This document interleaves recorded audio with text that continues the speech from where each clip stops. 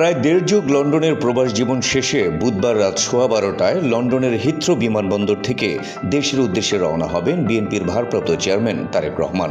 সবকিছু ঠিক থাকলে 25 ডিসেম্বর বৃহস্পতিবার দুপুর 12টার দিকে পা রাখবেন দেশের মাটিতে। এই সময় তার সঙ্গে থাকবেন স্ত্রী জুবাইদা রহমান এবং কন্যা জাইমা রহমান।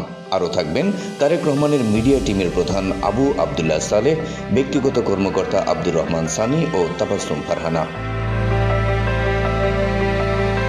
সূত্র জানায়, তারেক রহমানকে বহনকারী বোয়িং 7879 বিমানটি লন্ডন থেকে প্রথমে সিলেটের ওসমানী আন্তর্জাতিক বিমানবন্দরে পৌঁছবে। সেখানে 1 ঘন্টার যাত্রা বিরতির পর ঢাকার হযরত শাহজালাল আন্তর্জাতিক বিমানবন্দরে বৃহস্পতিবার বেলা 12টা নাগাদ অবতরণ করবে। এই সময় তারেক রহমানকে অভ্যর্থনা জানাবেন বিএনপির শীর্ষস্থানীয় নেতৃবৃন্দ।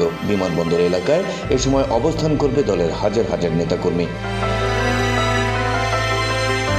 বিমানবন্দর থেকে তারেক রহমান সরাসরি চলে যাবেন 300 ফিটে তার জন্য প্রস্তুত রাখা সংবর্ধনা মঞ্চে। সেখানে তারেক রহমান উপস্থিত লাখো জনতার সামনে শুভেচ্ছা বিনিময় সহ দলের আগামী দিনের পথ চলার সংক্ষিপ্ত দিক নির্দেশনা দেবেন।